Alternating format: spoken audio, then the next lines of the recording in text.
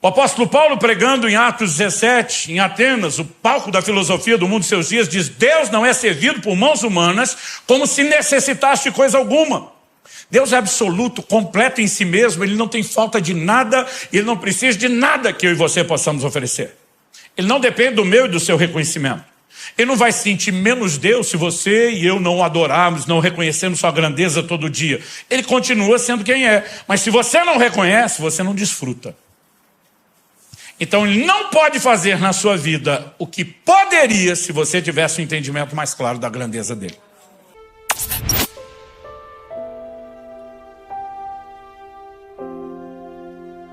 Vocês estão prontos para receber a palavra de Deus? Então abra sua Bíblia, por gentileza, na primeira carta de Paulo a Timóteo, no capítulo 1 e no versículo 17. Eu vou ler na Nova Almeida atualizada, qualquer que for a versão que você tiver, eu gostaria que você acompanhasse comigo, ou talvez a gente tenha isso aí no telão. O texto sagrado diz assim: ao Rei eterno, imortal, invisível, Deus único, honra e glória para todos sempre. Amém. Você pode repetir o texto comigo? Diga assim: ao Rei eterno, imortal, invisível, Deus único, honra e glória para todos sempre. Amém.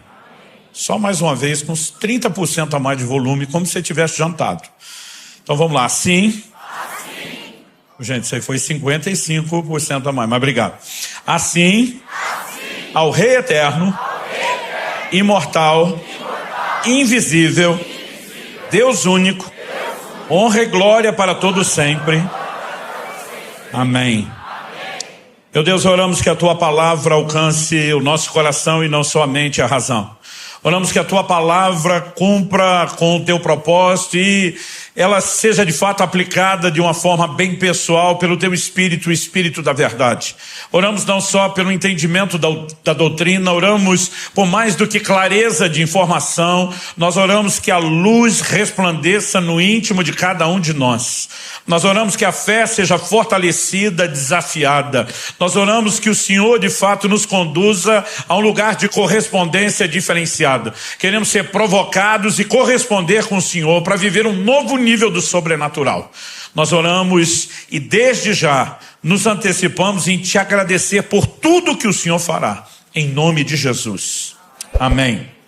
Bom, eu quero tomar dessas declarações que o apóstolo Paulo faz nesse versículo. Esse será o nosso ponto de partida, uma espécie de trilho para a mensagem. Ele apresenta alguns adjetivos a Deus. Ele o chama de Rei eterno, imortal, Deus único, mas no meio dessa lista nós temos um adjetivo: invisível. Na verdade, eu diria que é mais do que um adjetivo, é uma característica apresentada pelo próprio Deus na revelação de si mesmo. E eu quero tomar essa declaração sobre Deus, e o tema da minha mensagem hoje é o Deus invisível. Essa palavra aqui traduzida invisível, no original grego, auratos, ela significa despercebido, o que não pode ser visto, e foi traduzido na grande maioria das versões, tanto no português como em outras línguas, como invisível. Isso é sustentado por meio de várias afirmações das Escrituras. Eu gosto de dizer, quando a Bíblia repete muito um assunto, normalmente esse assunto deixou de estar no nível de informação e ele foi elevado à categoria de ênfase. E de alguma forma parece que Deus, quando falamos de ênfase, está tentando chamar a nossa atenção. Então em João no capítulo 1, no verso 18, a Escritura diz: ninguém jamais viu a Deus. Em João no capítulo 5, no verso 37, o próprio Jesus diz: o Pai que me enviou, esse mesmo é quem tem dado testemunho de mim. Vocês nunca ouviram a voz dele, nem viram a sua forma. Então o texto anterior, João 18, ninguém jamais viu a Deus. Agora ele diz: nem viram a sua forma. Em Colossenses 1,15, Paulo, falando de Jesus, diz: ele é a imagem do Deus invisível. A ideia é falar que Cristo revela o Pai, mas revela o Deus invisível. Então é uma característica da revelação de Deus. Em 1 Timóteo 6,16, a Escritura diz: o único, falando de Deus, o único que possui imortalidade, que habita em luz inacessível, a quem ninguém jamais viu, nem é capaz de ver, a ele honra e poder eterno. Amém. E por fim, 1 João 4,12, o discípulo amado diz: nunca ninguém viu a Deus. Então todas essas afirmações em conjunto sustentam, fortalecem, corroboram a mesma verdade, o Deus invisível. Isso me leva a uma pergunta, e é o primeiro tópico da nossa construção: por que não ser visto? Porque Deus escolheu, uma vez que isso é decisão dele, ser o Deus invisível, aoratus, despercebido, que não pode ser visto. E ao longo dos anos, porque esse não é um questionamento recente, mas ao longo dos anos eu encontrei 3 razões específicas pelas quais eu pudesse dizer isso meio que responde à pergunta, e para mim elas sempre foram suficientes, satisfatórias. Por que não ser visto? Em primeiro lugar, eu abordaria aqui, introduziria a questão da fé. Abacuque 2,4 diz que o justo viverá da sua fé. Isso foi repetido por Paulo na carta aos Romanos e aos Gálatas. O escritor de Hebreus também menciona. Isso se tornou um dos fundamentos da doutrina neotestamentária. Se o relacionamento com Deus é baseado na fé, e não só a conversão é pela fé, mas o justo vive pela fé, o que é fé? A definição bíblica de Hebreus 11:1 diz que a fé é a certeza das coisas que se esperam e a convicção dos fatos que não se veem. Se a fé é a convicção do que não se vê, em 2 Coríntios 5,7, Paulo diz isso, que andamos por fé e não por vista, porque fé é a convicção do que não se vê, faz todo sentido que Deus tem escolhido permanecer invisível. Como veremos, ninguém nunca viu a Deus, não é por ausência de forma, mas porque Ele escolheu, Ele optou para que a sua forma não fosse vista. Então, em primeiro lugar, a questão da fé, e acredito que a gente nem precisa detalhar muito isso. Segundo lugar, algo que eu tenho percebido nas Escrituras, a gente pode classificar como a questão da idolatria. Em Êxodo, no capítulo 19 e 20, nós temos a revelação de Deus no cume do monte Horebe, na cordilheira do Sinai, e a Bíblia diz que não apenas a glória de Deus envolve o monte numa nuvem escura, mas que Deus falou do meio do fogo, que houve relâmpagos, vozes, trovões, e a manifestação da glória de Deus foi assustadora, a ponto de o povo pedir a Moisés: fale Deus com você, e você conte para nós, porque nós não vamos poder suportar isso, nós vamos morrer. Em Deuteronômio, no capítulo 4, e Deuteronômio significa segunda lei ou repetição da lei, nesse, que é o 5º livro do Pentateuco, os 5 primeiros livros da Bíblia, cuja autoria são atribuídas a Moisés, nós temos uma espécie de repetição dos principais mandamentos e dos highlights, os piores e melhores também momentos da nação de Israel, principalmente daquela geração que sai do Egito rumo à terra prometida. Recapitulando o assunto, em Deuteronômio 4:12, Moisés vai falar do que aconteceu em Êxodo 19:20, quando a glória de Deus desce sobre o Sinai. E diz: então o Senhor falou a vocês do meio do fogo, e vocês ouviram o som das palavras dele. Vocês ouviram a voz, mas não viram aparência nenhuma. Só escutaram a voz. Então em Deuteronômio 4:12 é a ênfase. Ouviram a voz, mas não viram aparência nenhuma. Do verso 15 ao 18 agora, Deus diz: tenham cuidado, guardem bem a sua alma, porque vocês não viram aparência nenhuma no dia em que o Senhor, o Deus de vocês, lhes falou em Horebe, no meio do fogo. Portanto, tenham cuidado para não se corromperem. Olha a definição de corrupção aqui: para não se corromperem e fazerem para si alguma imagem esculpida na forma de ídolo, semelhança de homem ou de mulher, semelhança de algum animal que há na terra, semelhança de alguma ave que voa pelos céus, semelhança de algum animal que rasteja sobre a terra, semelhança. Então nos versos 23 e 24 a advertência é repetida: tenham cuidado de não se esquecer da aliança que o Senhor seu Deus fez com vocês. E quando agora ele fala de aliança, ele está puxando também as palavras da aliança, os mandamentos principais que Deus concedeu, entre eles: não façam para vocês, um dos 10 mandamentos do decálogo, imagem de escultura, não se curvem diante delas, nem as adorem. Então ele diz: tenham cuidado de não esquecer da aliança que o Senhor seu Deus fez com vocês, não façam para si nenhuma imagem esculpida, semelhança de alguma coisa que o Senhor, o Deus de vocês, proibiu, porque o Senhor, o Deus de vocês, é fogo consumidor, é Deus zeloso. Então Moisés está dizendo: Deus não apareceu com nenhuma forma para não dar a vocês ideia de tentar reproduzir a imagem dele na forma de ídolos. Então, a segunda razão que eu encontro na Bíblia é porque Deus queria evitar a questão da idolatria. A terceira, ela aparece no outro momento, onde Moisés, homem de Deus, faz um pedido ousado, eu diria abusado a Deus. Em Êxodo 33, Moisés diz para o Senhor: eu quero ver a sua glória. E a resposta de Deus em Êxodo 33, de 20 a 23, é a seguinte: você não poderá ver minha face, porque ninguém verá minha face e viverá. Disse mais o Senhor: eis aqui um lugar perto de mim, onde você ficará sob a rocha. Quando a minha glória passar, eu porei você numa fenda da rocha, eu cobrirei com a mão até que eu tenha passado. Depois, quando eu tirar a mão, você me verá pelas costas, mas a minha face ninguém verá. Essa terceira questão, se a primeira é a da fé, a segunda é do risco de idolatria, a terceira questão é a questão que eu definiria como da limitação humana. Deus diz: homem nenhum que ver a minha face viverá. O que Deus está dizendo é: Moisés, você não dá conta de suportar a manifestação plena de quem eu sou, a revelação da minha glória. Em outras palavras, podemos dizer que Deus está ensinando a Moisés: você seria desintegrado. Você não pode suportar tamanha glória. Eu e você não temos condição ou estrutura para isso. Paulo explica isso em 1 Coríntios 15, quando ele diz que carne e sangue não podem herdar o reino de Deus. E herdar, ele está falando de entrar nesse estado. E ele diz assim, que o que é corruptível não pode herdar aquilo que é incorruptível, e o que é mortal não pode herdar aquilo que é imortal. É por isso que, por ocasião da vinda de Cristo, quando vivemos a plenitude da redenção, a Bíblia diz que nossa carne será transformada.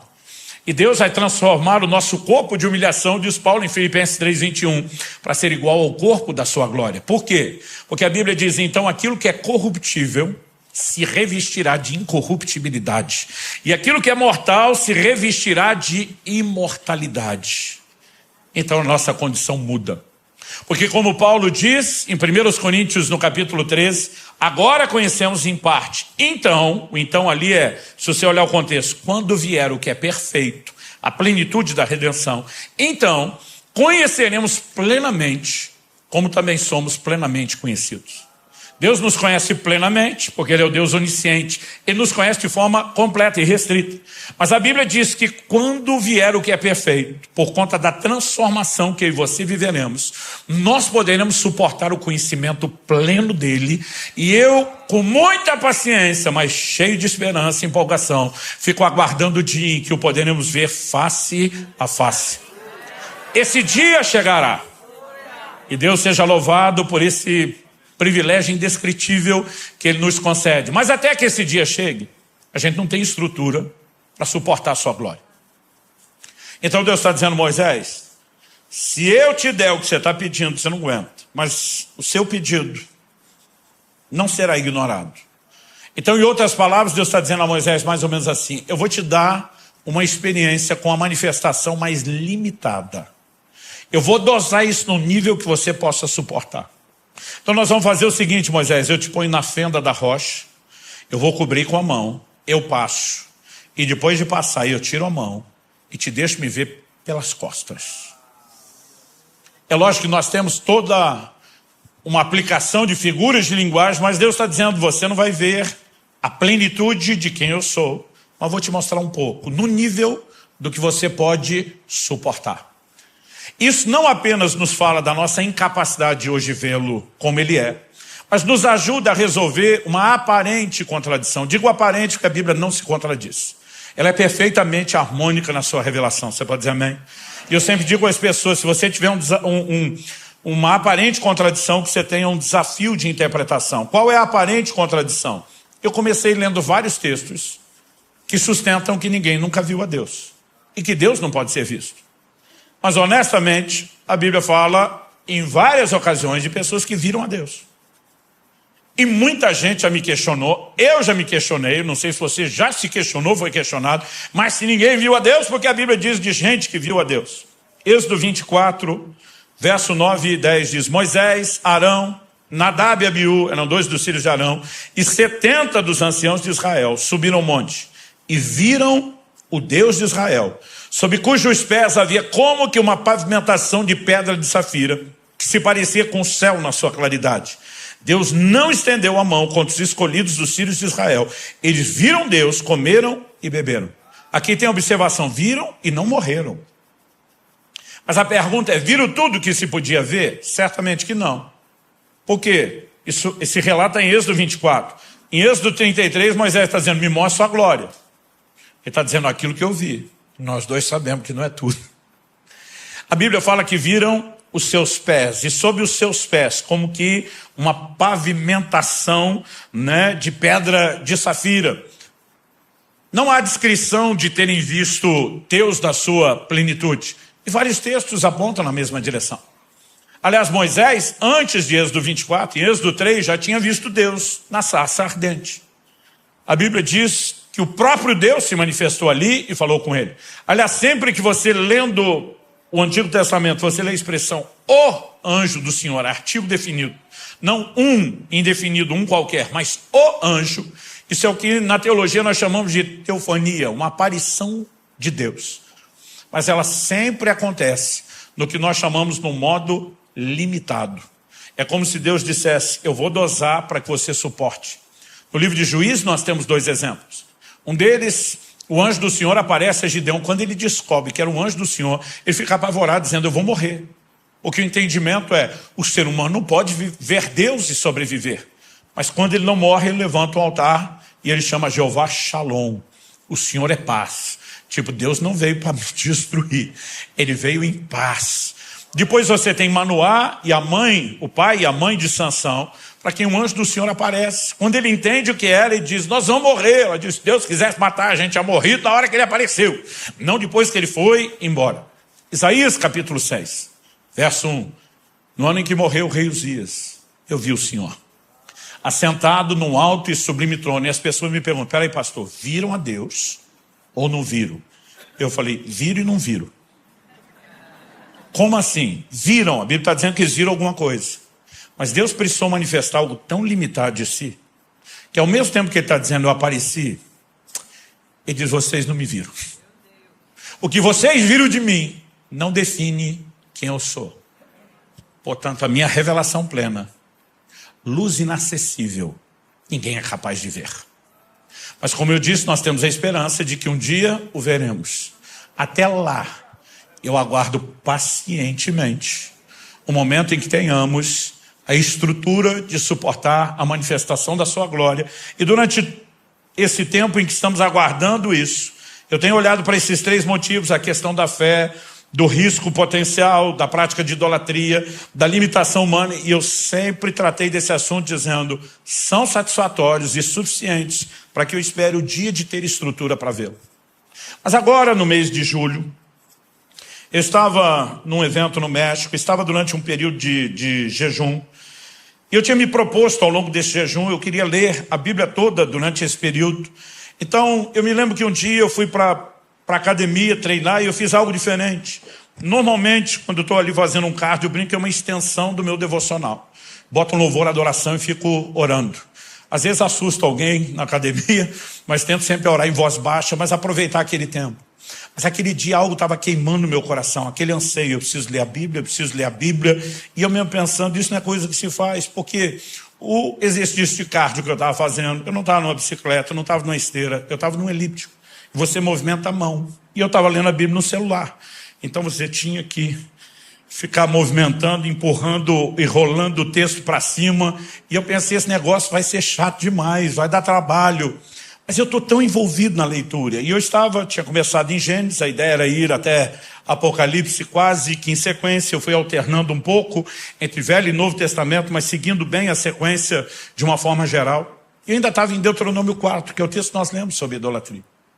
E foi quando eu li esse texto, que diz que Deus não apareceu em nenhuma forma, que o Espírito Santo falou comigo, o Deus invisível.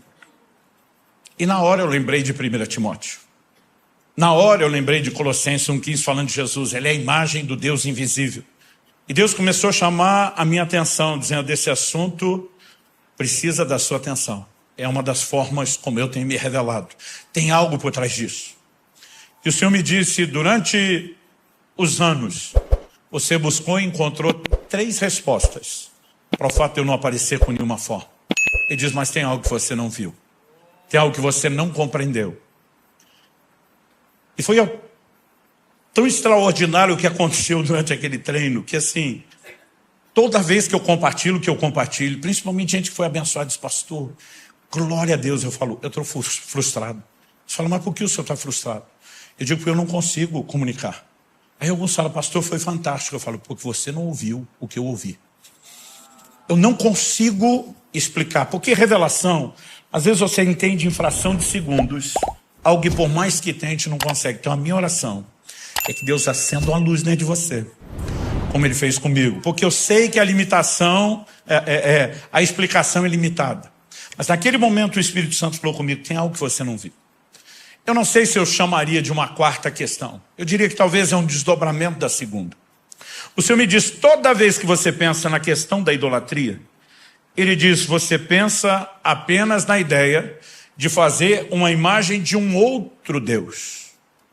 E Deus me disse, o que eu falei sobre idolatria não se limita à imagem de um outro Deus.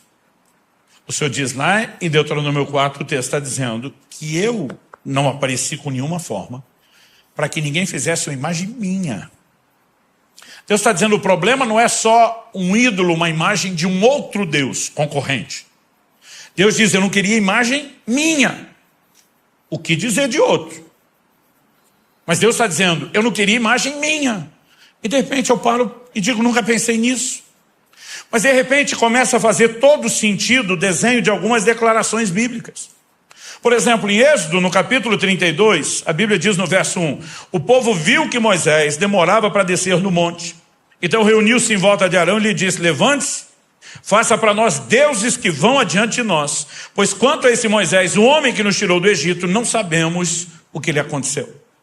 Moisés sobe para o monte, 40 dias e 40 noites. Por quê? Porque lá em Êxodo 19 e 20, quando Deus fala daquela forma gloriosa, e o povo diz, fale Deus com você e você nos conte, porque senão nós vamos morrer. Deus diz, a partir de agora é assim. Eu falo com você, você fala para eles. Por quê? Porque o povo manda em Deus? Não. Porque Deus não entrega nada de valor para quem não valoriza. Deus diz, não querem ouvir minha voz? Não estão dando valor à minha voz, não vão ouvir. A partir de agora eu falo com você e você conta. Então Deus diz, vem você para o monte, ninguém mais vai ouvir minha voz. Moisés sobe para o monte, mas 40 dias se passaram. O problema é que nada indica que Moisés sabia o tempo que ia ficar lá. Moisés não está dizendo ao povo, gente, daqui perto de 1 mês e meio eu volto. Ele só subiu, sumiu e não deu mais sinal de vida. Eles não têm meios de comunicação como os nossos. Moisés não mandou um WhatsApp, um SMS para o Arão. A glória está densa. Não sei quando é que eu desço. Vou curtir aqui o monte. Não tem comunicação, ninguém sabe. Depois de quase 1 mês e meio, a turma diz, nós não sabemos o que aconteceu com esse homem. E qual é o problema? O problema é que agora ninguém mais ouve Deus. Deus fala com o homem, Moisés, e o Moisés conta. E o Moisés apareceu. Então todo mundo ficou offline. Perderam a conexão. Agora, eles estão olhando para Arão e dizendo, nós não podemos ficar sem Deus. E o único acesso que nós temos a Deus sumiu. Então, dá um jeito de criar alguma forma de contato com Deus. E eles decidem fazer um bezerro de ouro. E normalmente o que eu e você pensamos é que eles estão falando de outros deuses. Até porque tem uma expressão aqui, faça para nós deuses que vão adiante de nós. Quando eu e você lemos a expressão deuses no plural, a gente sabe, esse povo esculhambou. Bando de traíra. Mas a palavra aqui traduzida no hebraico é Elohim.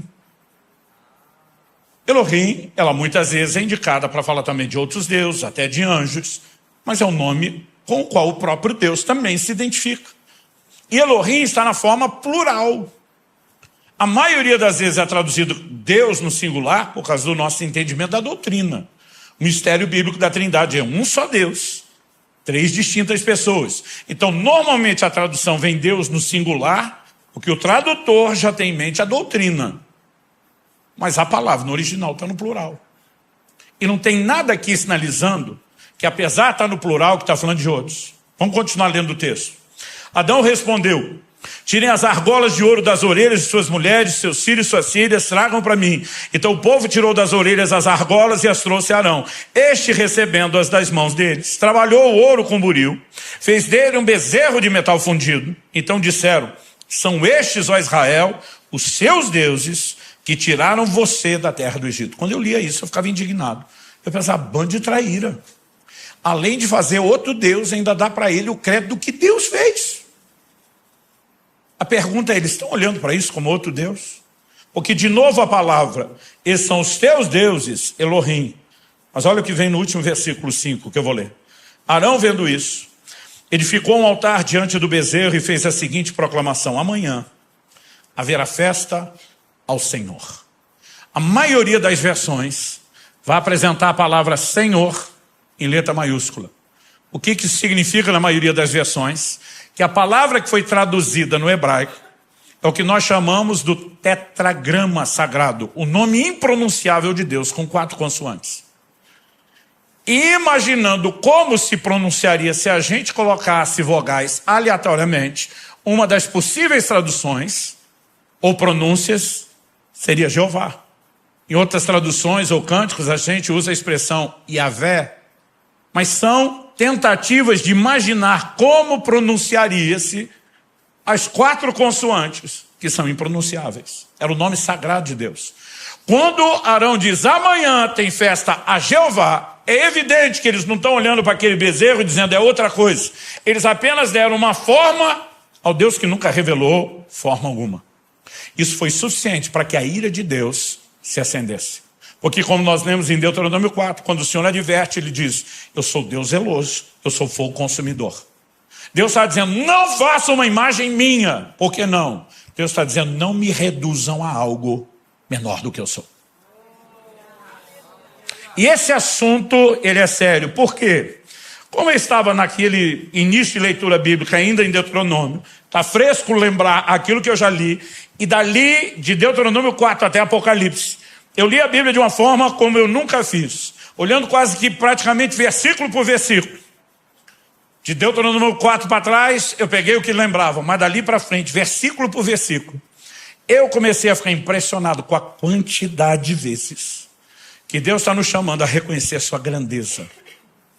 Ou seja, uma das maiores ênfases na mensagem bíblica, de forma recorrente, é: eu sou maior do que vocês imaginam, não limitem quem eu sou. Por que Deus se preocuparia em que nós não limitássemos? Porque tem um ego tão grande como ele é? Evidente que não. O apóstolo Paulo, pregando em Atos 17, em Atenas, o palco da filosofia do mundo de seus dias, diz: Deus não é servido por mãos humanas como se necessitasse de coisa alguma. Deus é absoluto, completo em si mesmo, ele não tem falta de nada, ele não precisa de nada que eu e você possamos oferecer. Ele não depende do meu e do seu reconhecimento. Ele não vai se sentir menos Deus se você e eu não o adorarmos, não reconhecermos sua grandeza todo dia. Ele continua sendo quem é. Mas se você não reconhece, você não desfruta. Então ele não pode fazer na sua vida o que poderia se você tivesse um entendimento mais claro da grandeza dele. Então, ao longo das Escrituras, você vai percebendo Deus chamando a atenção do seu povo vez após vez, de forma recorrente, sobre a sua grandeza. E um texto que eu gostaria que você observasse comigo, está lá em Isaías, no capítulo 40. Eu quero ler a partir do verso 12 até o 26. Eu sei que o texto é grande, maior do que o que costumamos ir lendo no meio de uma mensagem, a gente precisa dar atenção a isso. Ele começa mexendo em figuras que dizem respeito ao entendimento, a forma como as pessoas ilustram sua compreensão de grandeza. Por exemplo, quando você lê a literatura antiga, dos povos antigos, entre os maiores exemplos do que se utilizava para comunicar imensidão, estão aplicações de figuras como o oceano, os mares e os céus.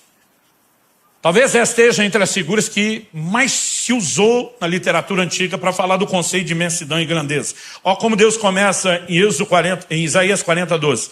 Quem na concha da sua mão mediu as águas? E disso aí que você acha que é muita água, os mares todos. O Senhor diz, cabe na concha da minha mão. Quem na concha da sua mão mediu as águas e tomou a medida dos céus a palmos? Ele pega o outro conceito de imensidão e diz, isso aí eu brinco de medir no palmo. Quem recolheu o pó da terra na terça parte de uma vasilha? Ele diz, não precisa nem da vasilha toda. E pesou os montes e as colinas numa balança. Quem guiou o Espírito do Senhor, ou como seu conselheiro o ensinou, ou quem se aconselhou para que lhe desse compreensão, quem lhe ensinou a vereda da justiça, ou quem lhe ensinou a sabedoria, e quem lhe mostrou o caminho do entendimento. 15. Eis que as nações são consideradas por ele como um pingo, uma gota que cai de um balde, como um grão de pó na balança. Não vai a menor diferença. Eis que ele carrega as ilhas como se fossem pó fino. Ele vai falar agora no verso 16. Você vai pegar um outro entendimento bíblico. Quando se falava de abundância de madeira, bosque, todo mundo remetia ao Líbano. Quando se falava de um lugar de animais, também estava lá. Olha o que Deus diz no verso 16. O Líbano não seria suficiente para o fogo, e os animais de lá não bastaria para um holocausto. Eu estou dizendo, o que vocês acham que é a imensidão de madeira e dos bosques, não dá para um holocausto. Não é lenha para um holocausto, para mim. 17, diante dele todas as nações são como coisa que não é nada. Ele as considera menos do que nada, como um vácuo. 18, com quem vocês querem comparar Deus?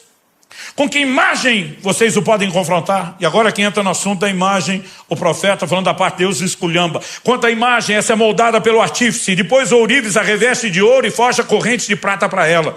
O pobre, que não pode fazer tal oferta, escolhe madeira que não apodrece e procura um artífice perito para fazer uma imagem esculpida que não oscile. Será que vocês não sabem? Será que não ouviram? Será que isso não lhes foi anunciado desde o princípio? Vocês não entenderam isso desde a fundação do mundo? Vocês não atentaram para os fundamentos da terra? Ele é o que está sentado sobre a cúpula da terra, cujos moradores são como gafanhotos. Ele quem estende os céus como cortina e os desenrola como tenda para neles habitar. É ele quem reduz a nada os príncipes e torna em nulidade os juízes da terra. Mal foram plantados e semeados, mal se arraigou na terra o seu tronco e já secam, quando um sopro passa por eles e uma tempestade os leva como palha. Com quem vocês vão me comparar? A quem eu seria igual? Diz o santo. Levantem os olhos para o alto e vejam quem criou essas coisas. Aquele que faz sair o seu exército de estrelas todas bem contadas, as quais ele chama pelo nome, por ser ele grande em força, forte em poder, nenhuma só vem a faltar. Por ser ele grande em força, forte em poder. Você pode repetir isso comigo? Diga, por ser ele grande em força, forte em poder. Obrigado pela sua empolgação, mas dá para melhorar. Vamos lá, por ser ele grande em força, forte em poder. Então Deus está dizendo, com quem vocês vão me comparar? A quem eu seria igual? Deus está dizendo, por que vocês querem me comparar com coisas? Não só com seres, com coisas menores. Eu comecei a perceber ao longo das escrituras, que o tempo todo Deus chama atenção para não me compare com nada que é pequeno ou limitado. Eu sou maior do que isso. Números 23, 19, Deus não é homem para que minta, nem filho do homem para que se arrependa. Será que tendo ele prometido não fará? Tendo ele falado não cumprirá? E aí você vai perceber que as pessoas que viveram coisas extraordinárias ao longo da Escritura, é gente que se posicionou para crer firmemente no que ele disse, dizendo ele tem o poder de cumprir o que falou. Então está dizendo, eu não sou como homem, eu não sou como seus semelhantes, que são limitados no que prometem, que são limitados no seu poder de realização, ou que são limitados no caráter a ponto de falar e não sustentar. Deus diz, não me compare com nenhum homem, nem os melhores, porque eu estou acima. Quando a Bíblia fala de Abraão, pai da fé, diz em Romanos 4, 20 e 21, não duvidou por incredulidade da promessa de Deus, mas pela fé se fortaleceu, dando glória a Deus, estando plenamente convicto de que Deus era poderoso para cumprir o que havia prometido. Se torna o pai da fé, porque disse, ele falou, vai fazer. Quando Abraão vai sacrificar seu filho, a Bíblia diz que Deus pediu que oferecesse seu filho, seu único filho, o filho a quem amava em sacrifício. A Bíblia diz que Abraão se levanta de madrugada. Ele não hesitou, ele não demorou, ele não enrolou. Imagina ele acordando e falando estilo goiano ou mineiro. Bora.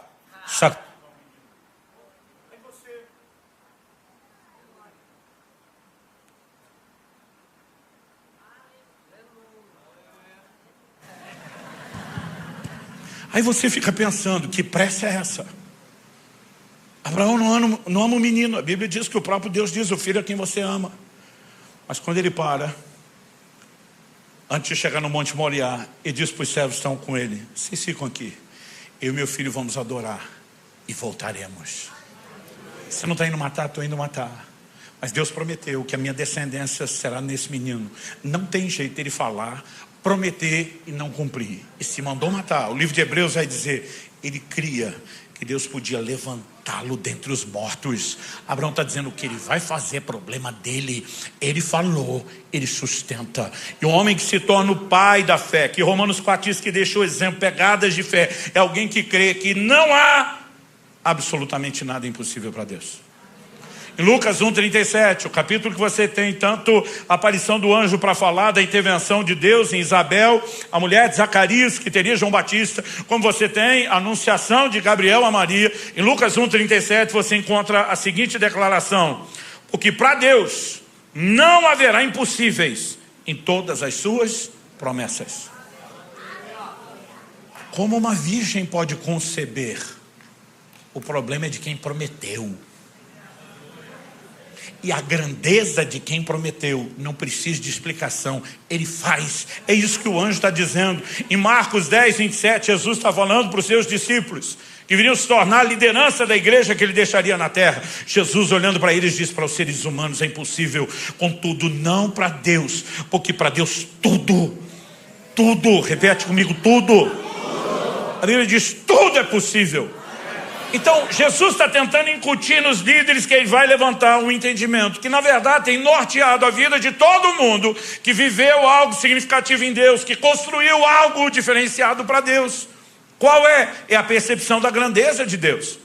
O rompimento espiritual, seja na vida pessoal, ministerial, qualquer que seja o aspecto, depende da dimensão de revelação e conhecimento que você temos de Deus. Daniel 11:32 diz: o povo que conhece seu Deus será forte e fará proezas. Tanto a sua identidade como a sua produtividade é afetada pelo conhecimento de Deus. A percepção de grandeza tem norteado todo mundo que escreveu a história. Davi, enviado pelo pai para checar o estado dos irmãos, levar um pouco de comida, quando chega lá, se depara com um fato inédito. Um gigante do lado de lá do exército inimigo, desafiando os israelitas, dia após dia, e dizendo: não precisa um exército guerrear com outro, me dê um homem, nós vamos duelar, quem vencer garantiu tudo. E ele chega e vê aquele negócio e diz: ninguém vai lutar com homem. Imagina alguém dizendo: tu tá maluco? Qual o tamanho do cara? A medida dele dá uns 3 metros, gente. Numa época de luta mano a mano, você tem um camarada do lado de cá que vai enfrentar um outro de 2 metros, já era uma desvantagem. De 3. Só que Saul, que é o rei, a Bíblia diz que ele era maior, dos ombros para cima. Não tinha ninguém da estatura dele. Era menor que o Golias, mas era onde estava a menor desvantagem. Ele não se anima, nenhum dos grandes guerreiros se anima. E aí chega esse baixinho invocado, e ele começa a olhar aquele negócio, está indignado com o Golias, está indignado com o exército. E ele diz: quem é esse incircunciso filisteu para afrontar os exércitos do Deus vivo? Ele diz: eu vou enfrentá-lo. Os caras dizem: tu tá maluco? Eu vou enfrentá-lo. Saul diz: então bota a minha armadura. Ele diz: esse negócio não serve em mim, eu não sei lutar. Como é que você vai enfrentar? Você não tem experiência de guerra e vai sem o devido armamento. Ele diz: rei, o Deus que me livrou do leão e do urso vai me livrar do gigante. Agora, sabe o que é interessante? Eu não sei o que você pensa, o Deus que me livrou do leão e do urso. Acho que alguns de nós imaginamos: apareceu o leão ou o urso enquanto Davi estava pastoreando, e ele corre, que o livramento de Deus foi achar um buraco apertado que os bichos não entrassem. Deus me livrou. Não é isso que ele está falando. Davi diz: quando vinha um deles, o leão ou o urso, pegava uma ovelha, eu partia para cima, eu pegava o bicho pela barba, eu arrancava a ovelha da boca dele e matava. Davi está dizendo: me livrou quando eu enfrentava, e eu vou para cima, e Deus vai me livrar desse cara. E quando o combate dá para acontecer, Davi olha para ele e diz: você vem contra mim com espada, com lança, com escudo. Davi não diz: eu vou contra você com a funda. E pelo amor de Deus, não chame isso de estilingue. Deu um pouco de essência à funda. A funda também era uma arma de guerra. Mas Davi está dizendo: eu vou contra você em nome do Senhor dos Exércitos. Ele está dizendo: você tem um capacete para proteger a sua cabeça de pedrada. O Espírito de Deus vai guiar a pedra no lugar certo. Ela vai atingir o seu lugar. Davi está dizendo que eu não estou indo lutar com você baseado nas minhas habilidades. Ele é o cara que dizia: Ele unge minhas mãos para a peleja. Ele fortalece os meus pés. Com ele eu salto muralhas. O que Davi está dizendo: quando você conhece um Deus grande, não tem limite diante de você. Quando chega a hora de construir o templo que ele não pôde, Salomão, seu filho, se levanta para construir. Eu acho tremenda a declaração de Salomão. Davi deixou a maior parte dos materiais que precisava. Salomão ajunta o resto. Mas ainda assim ele começa a pedir para alguns reis vizinhos aliados que cooperem. E para um deles, quando ele pede material, se não me engano era madeira, ele diz em 2 Crônicas 2, 5 e 6: o templo que edificarei será grande, porque o nosso Deus é maior do que todos os deuses. Então ele está dizendo: você pode achar que nós estamos exagerando, e nós estamos. E só estamos porque o nosso Deus é maior do que todos os deuses. Se esses fake deuses das nações vizinhas são só ídolos, tem templos majestosos, o nosso terá uma casa muito maior, muito mais excelente, muito mais gloriosa. Aí de repente você pensa: ele entendeu que Deus era grande. Não nessa frase, você vai entender isso depois. Salomão continua e diz assim: no entanto, quem seria capaz de lhe edificar um templo, visto que os céus e até os céus dos céus não podem conter? E quem sou eu para lhe edificar um templo, a não ser para queimar incenso diante dele? Salomão está dizendo: por maior que seja essa casa, ela não pode conter um Deus infinito. Ele está dizendo: nem os céus dos céus podem contê-lo. Essa casa pode ser maior do que a dos outros, mas um casebre, Deus não cabe dentro dela. E diz: mas o que eu entendi é só um lugar para queimar incenso, para que a gente se aproxime, para que a gente adore, para que a gente ore, para que a gente se conecte com aquele que não cabe na casa, porque ele é maior. Ao longo de toda a Escritura, a revelação da grandeza de Deus não só desperta as pessoas a feitos e realizações extraordinárias, mas ela vai permeando toda a revelação bíblica. Você vai para a adoração dos Salmos. Salmo 145, 3, um exemplo: grande é o Senhor e muito digno de ser louvado. Sua grandeza é insondável, é inexplicável, é imensurável. Não dá para entender o que dizer e explicar.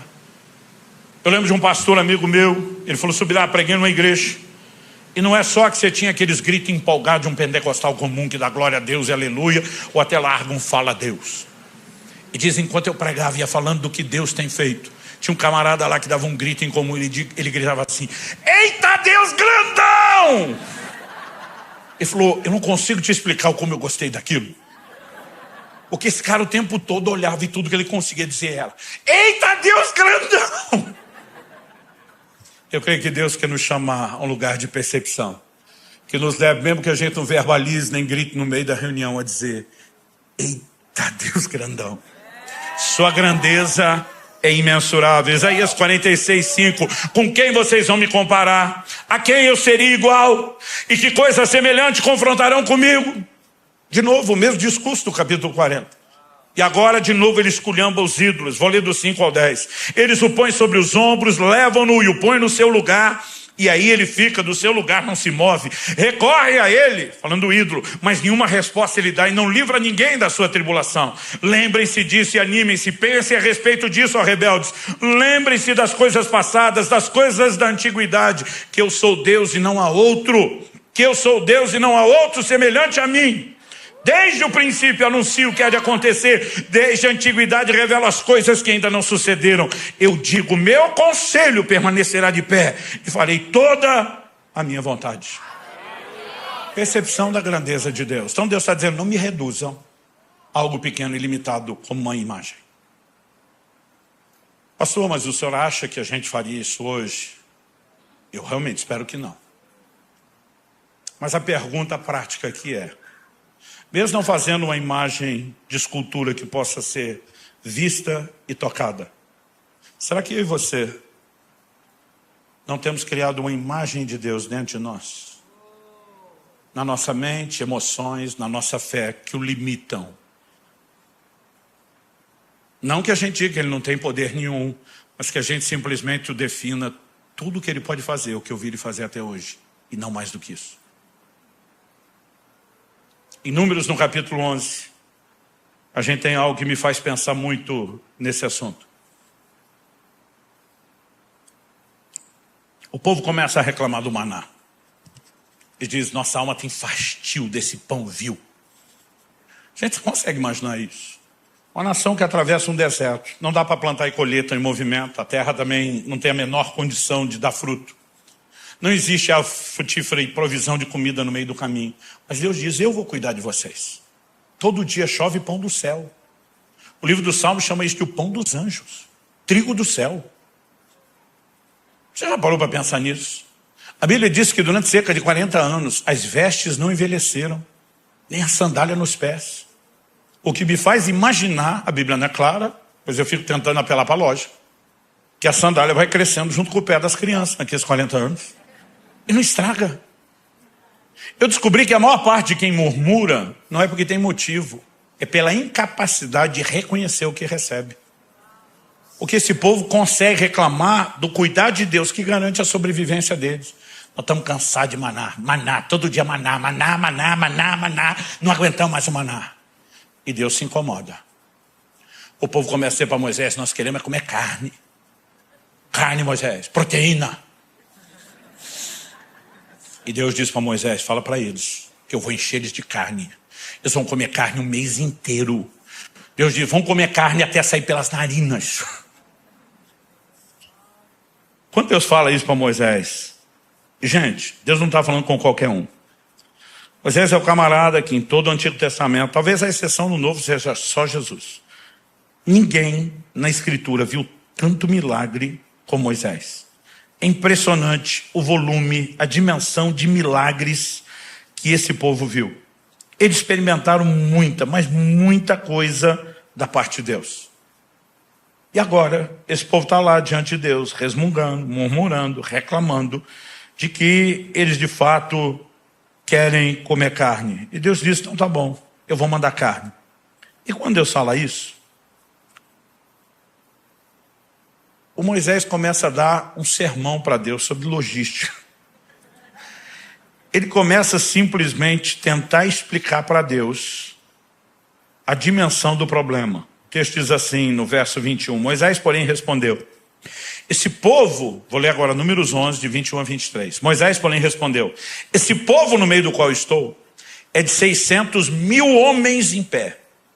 E tu dizes, eu lhes darei carne, e eles a comerão durante o mês inteiro?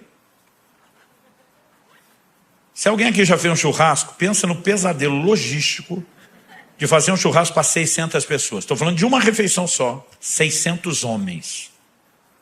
É um pesadelo logístico. Agora Moisés está dizendo, são 600 mil, mais de 500 mil. E o Senhor está dizendo que eles vão comer carne o dia inteiro, todo dia, por um mês. É quase como se Moisés estivesse falando, o Senhor fez as contas? Outro dia alguém falou, pastor, por que a Bíblia conta os homens e não as mulheres? Falei, na maioria das vezes que ela faz isso, está falando de comida. Diz que Jesus multiplicou pães para 5 mil homens, fora mulheres e crianças. 4 mil homens, fora mulheres e crianças. Porque, meu amigo, esses homens comem tanto, que as mulheres e crianças podem vir na mesma conta, que não altera muito. Mas se você der para cada um dos 600 mil homens, imagina para cada chefe de família, se você der para eles uma mulher só, que para a época era uma média mais do que generosa, e você der para cada um desses casais 3 filhos, que era ainda mais generosa a média, então você multiplica cada um dos 600 mil homens com famílias de 5, ele, a mulher e 3 filhos, 600 mil vezes 5, são 3 milhões de pessoas. Como que você dá carne para 3 milhões de pessoas o mês inteiro até sair pelas narinas? Aí o Moisés está falando para Deus, eu acho que o Senhor está com erro de cálculo. Verso 22, ele pergunta, em Números 11, quantos rebanhos de ovelhas e de gado teríamos de matar para que tivesse o suficiente? Ou será que bastaria se ajuntássemos para eles todos os peixes do mar? Moisés está dizendo, aí também não, Deus. Nem se o Senhor arrumasse uma rede, pescasse tudo que tem no mar, vai dar carne para esse povo comer um mês. Qual a resposta de Deus? Verso 23, porém o Senhor respondeu a Moisés, será que a mão do Senhor se encurtou? Moisés, você acha que eu sou esse deusinho da sua cabeça? Que fez tudo que fez até hoje, mas não consegue se superar, não consegue além disso, se aposentou, que a mão encurtou, perdeu a força ou o poder. Deus diz, agora mesmo, você verá se a minha palavra se cumprirá ou não. Eu brinco, Deus falou, agora nem que seja para esfregar na tua cara, miserável. Você vai ver se eu vou fazer ou se eu não vou fazer. Sabe o que é interessante? A Bíblia diz no verso 31, que soprou um vento do Senhor. Ele trouxe codornizes do mar e as espalhou pelo arraial em todas as direções, numa extensão de cerca de um dia de caminhada. Para qualquer lado você fosse o dia inteiro caminhando em todas as extensões. A Bíblia diz, há uma altura de quase 1 metro sobre a terra. Que eu digo, vai ter carne para apodrecer, que vocês não vão dar conta de comer, mesmo que comam até sair pelas narinas. 1 mês inteiro. A pergunta a ser feita é, será que eu e você não temos criado uma imagem de um Deus, não que não pode fazer nada, mas que pode ir só até o limite do que fez até hoje? E se eu e você olhamos para dentro de nós e descobrimos que fizemos imagens não físicas, não tangíveis, mas uma imagem interior que o limite, nós estamos cometendo o mesmo erro. Diminuir a percepção de grandeza. Limitar dessa forma a ação dele. Quando Moisés desce do monte, em Êxodo 32, a Bíblia diz que ele moeu com aquele bezerro de ouro. Ah, mas é o Senhor, vamos moer, porque Deus não é essa coisinha limitada que vocês fizeram. E o que eu e você precisamos fazer quando encontramos imagens de Deus dentro de nós que o limita é dizer, eu vou moer com isso. Ele é maior e eu não vou limitar a percepção de grandeza dele. Pastor, então qual é a solução? Crescer na revelação de Deus. Esse é o meu terceiro e último tópico. Oséias capítulo 6, verso 3 diz, conheçamos e prossigamos em conhecer a Deus. Deus é um ser inesgotável. Nenhum de nós pode dizer que já conheceu tudo que poderia conhecer. Aliás, em 1 Coríntios 15, 34, Paulo diz, voltem à sobriedade como convém, não pequem. Do que ele está falando? Ele continua e diz, por quê? Conjunção explicativa, conecta as ideias. O raciocínio construído é a explicação que vem depois. Porque alguns ainda não têm conhecimento de Deus. Digo isso para vergonha de vocês. Ele não está falando que o conhecimento de Deus é zero, porque está escrevendo para a igreja de cristãos. Ele está dizendo, esse conhecimento que vocês têm de Deus é uma coisinha tão sem vergonha, que eu preciso chamar vocês à sobriedade e dizer, pare de pecar. O conhecimento de Deus tem que ampliar. Provérbios 4:18 diz que a vereda do justo é como a luz da aurora, do amanhecer. Vai brilhando mais e mais, até ser dia perfeito. Luz na Bíblia fala de revelação. Luz progressiva é revelação progressiva. Eu e você podemos conhecer de Deus hoje mais do que conhecemos antes. Mas podemos conhecer amanhã mais do que hoje. E depois de amanhã mais do que amanhã. Porque eu e você podemos crescer na revelação de Deus. Pastor, mas como crescer no conhecimento do Deus invisível, que não se mostra? Como podemos conhecer o Deus que não se mostra? Alguns até diriam, se esconde.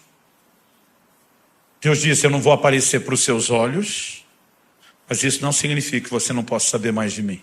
Em João 5,39, Jesus diz, examinais as Escrituras, porque julgais ter nela a vida eterna. Nelas, ele diz, e são elas que testificam a respeito de mim. Sabe o que ele está dizendo? Quer saber quem eu sou? Vá para a palavra. A revelação do meu caráter, dos meus atributos, tudo o que você precisa saber de mim, está lá. O que me faz questionar, por que nós lemos tão pouco a Bíblia? Por que nós meditamos tão pouco na palavra de Deus? E será que não é justamente por conta disso que nós acabamos criando uma caricatura de Deus no nosso coração, em vez de uma imagem correta de quem Ele é? Mês que vem eu vou completar 30 anos de pastorado. Nessas 3 décadas, eu não sei te dizer quanta gente eu já atendi em aconselhamento pastoral. Eu brinco que pastor não conta a hora de atendimento como piloto conta a hora de voo. Para depois a gente dizer, mas eu te garanto, foram milhares de horas. Sabe uma coisa que não só me chama atenção, mas que muitas vezes tem me ferido ao longo do tempo? É que quando as pessoas vêm buscar aconselhamento e atendimento, normalmente elas vêm numa hora de dor. Eu diria a maioria. Não é todo mundo, mas a maioria das pessoas, na hora de dor, elas acabam transbordando a falta de entendimento, a falta de conhecimento de Deus que carregam. É gente como a mulher de Jó, que na hora do aperto diz, amaldiçoe seu Deus e morre. Tipo, Deus é legal pra caramba quando tá tudo bem comigo. Mas se ele não estiver me mimando, me agradando todo dia, fazendo o que eu quero, é porque ele não presta. Jó olha e fala o que muito cônjuge já quis falar para você. Você fala como uma louca. Porque ele tem uma outra convicção. Ele está dizendo, eu não estou lendo Deus nas circunstâncias. Ele diz, eu sei que o meu Redentor vive. Ele vai se levantar sobre a terra. Jó está dizendo, Deus não é o que você está lendo nas circunstâncias, mulher. Deus não é o filtro das suas emoções machucadas por tudo que aconteceu. Ele não ser correto, ele não ser justo, ele não ser íntegro. Ele é fiel não apenas a si mesmo e a sua palavra a cada um de nós. Ele vai se levantar como Redentor para mudar a nossa circunstância. O que você precisamos? Entrar num lugar mais profundo de convicção de quem Deus é. O que será impossível acontecer com uma vida tão pobre de leitura e meditação na palavra, como muitos de nós temos. Quando as pessoas estão desabafando, e normalmente a dor fala o que elas não estão percebendo, estão dizendo. Muitas pessoas não chegam rotulando. Deus é injusto, Deus me abandonou, não foi fiel, mentiu, não cuidou de mim. Mas as entrelinhas do choro e do desabafo mostram que elas estão pensando ou sentindo isso. E pensar ou sentir isso não vai ofender Deus. Ele não vai se sentir diminuído. Mas vai te impedir, pela falta de reconhecimento da grandeza dele, de desfrutar do que ele pode fazer. E aí às vezes tem gente diante de mim, não, pastor, eu sinto que não foi justo. E eu, pera, você está dizendo que Deus é injusto? Hebreus 6,10 nessa turma. Deus não é injusto para se esquecer das vossas obras, do amor que mostraste para com ele, pois servistes e ainda servis os santos. Ele não é injusto. A fé se apoia no caráter de Deus, no entendimento de quem ele é. Quem está entendendo? Ah não, mas Deus não me guardou, não guardou a minha família naquela situação. Como é que é? Romanos 8,31 nessa turma. Se Deus é por nós, quem será contra nós? Ah, pastor, mas Deus falou e não cumpriu. Como é que é? Hebreus 6,18 neles, é impossível que Deus minta. 1 Samuel 15,29 nessa turma, a glória de Deus não mente, nem se arrepende, porque não é homem para que se arrependa. Tito capítulo 1, versos 2 e 3. Paulo diz, o Deus que não pode mentir. Ele podia só falar o Deus. Deus prometeu. Mas ele tem um entendimento de quem Deus é. O Deus que não pode mentir. Prometeu antes dos tempos eternos e no momento oportuno, porque ele cumpre o que falou, a hora que bem entender, mas vai cumprir no momento oportuno, manifestou sua palavra mediante a pregação que me foi confiada por ordem de Deus, nosso Salvador. Aí eu sinto que Deus não se importa comigo. Diga como é que é. Romanos 8,32 nessa turma. Se Deus não poupou seu próprio filho, antes o entregou por amor de nós, como não nos dará juntamente com ele todas as coisas? Traduzindo, se Deus deu Jesus por você, que é o que ele tinha de melhor, e faz qualquer loucura por você, crente. Davi diz no Salmo 27,10, no momento que está apanhando, sendo perseguido de todo lado, ainda que meu pai e minha mãe me desamparem, o Senhor me acolherá. Pai e mãe são os últimos a desistir de alguém. E diz, mas não importa se pai e mãe encontrarem o seu limite. Ele não é igual, ele está acima. Ele está em outro patamar de fidelidade, de amor, de constância. Dá para entender essa percepção? E nós precisamos disso. Como encontramos isso na palavra? O Deus foi infiel. Deuteronômio 7,9 nessa turma. Portanto, saibam que o Senhor, seu Deus, é Deus. Ele é o Deus fiel, que guarda aliança e misericórdia até 1000 gerações aos que o amam e cumprem os seus mandamentos. Todo dia um ensinou para mim, não, pastor, eu sei que Deus é amor, que ele ama assim, mas de vez em quando parece dar uma falhada, né? Não é nem uma falhada, é uma falhada. Romanos 8, 38 e 39 diz, porque eu estou bem certo. Não é pouco certo, não é mais ou menos certo. estou bem certo de que nem a morte, nem a vida, nem anjos, nem principados, nem as coisas do presente, nem do porvir, nem os poderes, nem altura ou profundidade, nem qualquer outra criatura poderá nos separar do amor de Deus que está em Cristo Jesus, nosso Senhor. Estou bem certo. Convicção. De onde isso vem? A fé vem por ouvir. A Bíblia diz que Abraão estava plenamente convicto. De onde vem essa convicção? A fé vem por ouvir e ouvir a palavra de Cristo. Agora, some-se a isso. Se eu e você, além de levarmos a sério o envolvimento com a palavra, começamos a cultivar diariamente uma vida de oração. Às vezes as pessoas me perguntam: pastor, aquilo que o senhor vive, que funciona na sua vida, que o senhor prega, normalmente o senhor descobre lendo a Bíblia. Eu falei, a maior parte do tempo não é na hora que eu estou lendo. Eu falei, o que eu estou lendo faz efeito depois. Normalmente é na hora que eu estou orando. Em Jeremias 33:3, Deus diz: invoca-me que te responderei. Mas ele não parou aí. Para muito crente, a oração é só isso. Eu invoco, ele responde, eu peço, ele atende, eu preciso, ele dá. Mas Deus não parou aí. Deus diz: anunciar-te-ei coisas grandes e ocultas que tu não sabes. É no ambiente de oração que muitas vezes Deus começa a quebrar e moer essas imagens menores e nos levar a um lugar de percepção e entendimento. Ele é maior. O que Ele fará daqui para frente não se limita só às experiências que eu tive. Existe um nível de comunicação, e prestem atenção. Jesus diz: o Espírito Santo vos fará lembrar aquilo que eu vos tenho dito. A matéria-prima da revelação do Espírito Santo é a palavra. Tudo aquilo que você está lendo, meditando, pensando, refletindo, confessando, depositando dentro de si, daqui a pouco é a matéria-prima na qual ele vai trabalhar. Ele vai gerar convicção, ele vai gerar percepção. E a combinação de palavra com oração é uma química explosiva. Quem está entendendo? O Salmo 77, de 11 a 14. O salmista diz: recordarei os feitos do Senhor, certamente me lembrarei das maravilhas da antiguidade, meditarei em todas as suas obras, pensarei em todos os seus feitos poderosos. O teu caminho, ó Deus, é de santidade, que Deus é tão grande como o nosso Deus.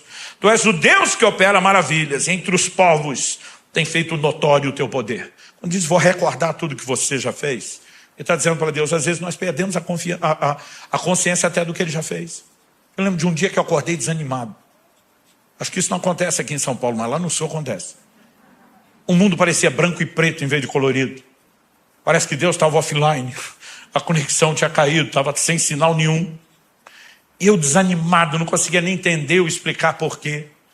E bem naquele dia encontro aquele tipo de crente que você não quer encontrar na hora que você está desanimado. Aqueles aleluiado, ligado no trifásico, agarrado no trifásico. Quando encontrei ele: glória a Deus, pastor, que eu pude encontrar. Eu só pensando: hoje não.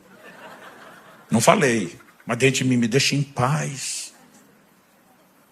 Ele ouviu fulano dizer que o senhor deu um testemunho, disse. É verdade. Eu falei: é verdade, tem um ajustezinho aqui nisso, mas aí...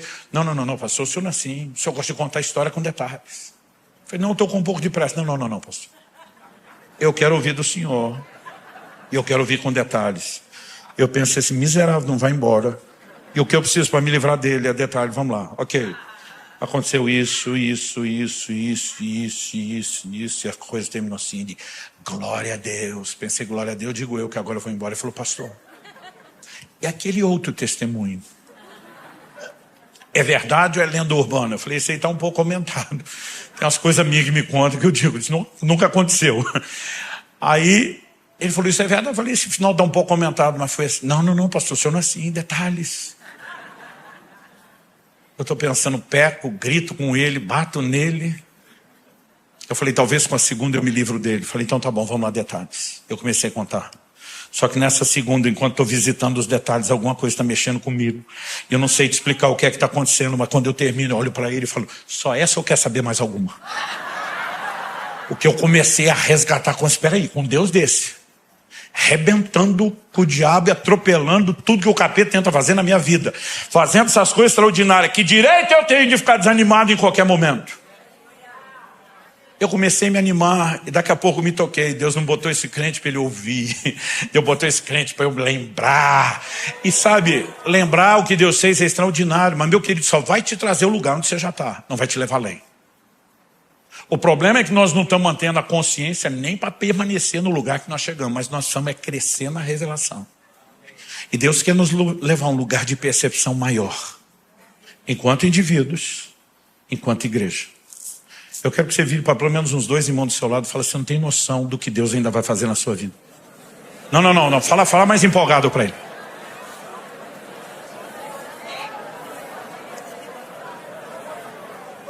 Vamos ficar em pé para parecer que está acabando.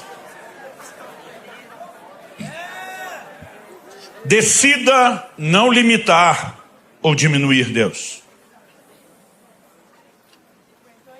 Se você não buscar em Deus a revelação de quem Ele é, e a revelação progressiva, você sempre vai imaginá-lo menor do que Ele é.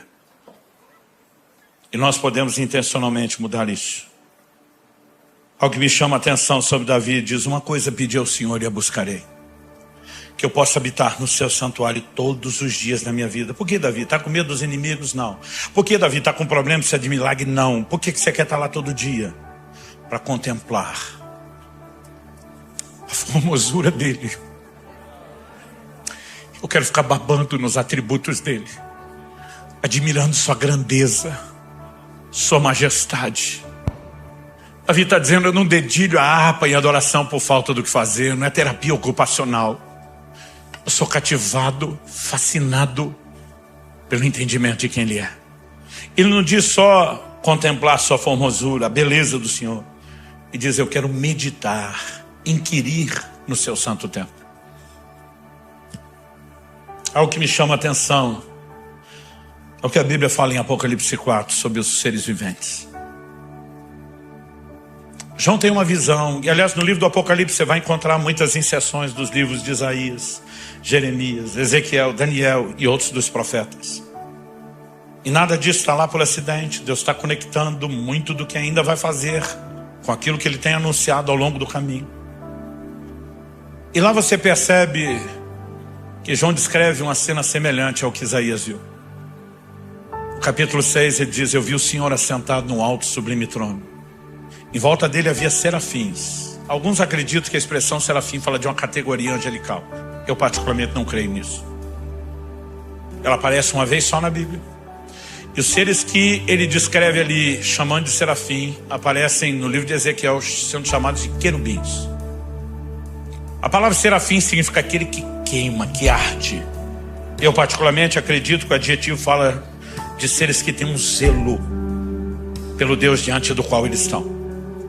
No livro do Apocalipse eles não são chamados nem de querubins nem de serafins, mas a Bíblia diz que eles estão diante do trono de Deus. E Apocalipse capítulo 4 verso 8 nos dá uma informação que ela é relevante.